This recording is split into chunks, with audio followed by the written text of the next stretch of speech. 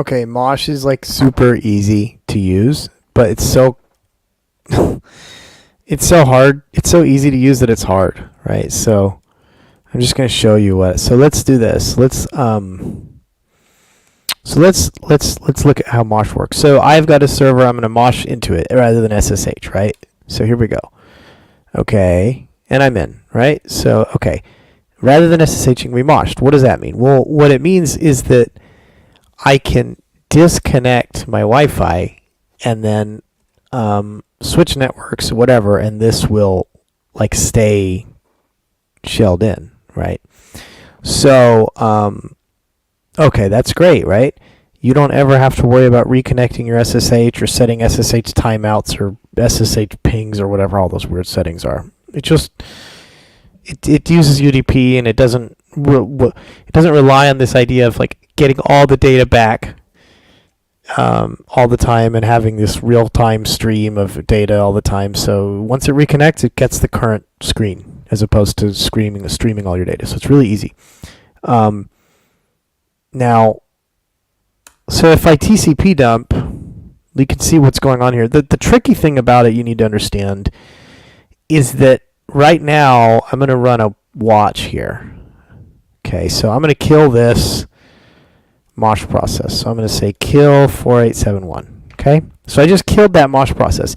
So you notice when I killed that, my SSH connection on the left disappeared, right? Okay, so that tells us something. So let's turn this back on. We don't see any more. There's no daemon.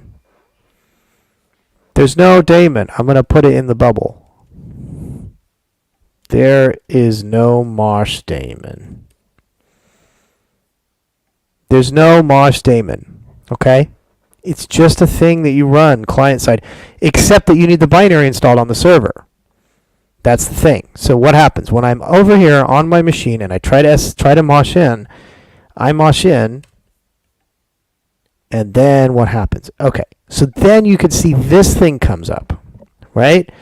So what's happening here? Okay, what's happened there is this.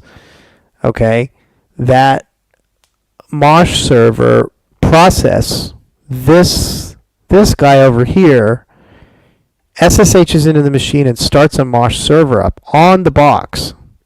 Now that box is running a MOSH server, and this machine over here, me over here, I'm controlling that highly available. Like I'm not controlling. I started a process.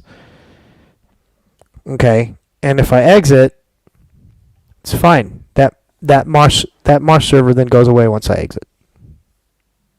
Okay, so the MOSH server goes away once I exit. If I go back in, it's taking a while here. What's going on here? That took a while. Okay, so what's going on here? I've got TCP dump running in the bottom, right? So you could see what's happening in the bottom is you could see me jumping into this box on port 60002 over UDP, right? So I'm not going in over the regular SSH TCP port 22. Right, so you're using this UDP thing, and because that UDP, it's faster. It's fine losing data. It doesn't matter. What matters is that at any given point, when you're looking at that terminal, you see the latest state of the terminal. Right, so no TCP, UDP instead. Okay, with losing immediate terminal data, and that's fine. Like, have you ever like had tons of logs streaming back to you and you're on a slow connection? You're like, I don't need all that. I just want to control C and get out of here. That's what MOSH is for. You should always, anytime you set up a dev machine for your teams or whatever, just set up MOSH on it. It takes, all you got to do is literally apt-get install MOSH. Okay? It's like super easy.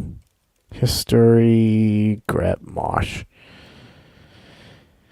It's like apt-get, I don't know. It's like so easy. You just literally go to the mobile shell thing here, and you just click on getting MOSH, and then it gives you instructions. It's like takes like 5 seconds. Yeah, it's this sudo apt-get install MOSH, right? And then when you do that, it just puts this binary in user bin MOSH, and then when you run MOSH, so you have the binary installed on the server, and then when you run your thing on your client, you install MOSH on your client, right? So over here I brew install MOSH, right? And that's also in user bin MOSH. And so my MOSH here, when I MOSH into something, it goes and it finds user bin MOSH on the machine here and it runs it. That's it. So easy. I'm done. That's the whole video. Use MOSH.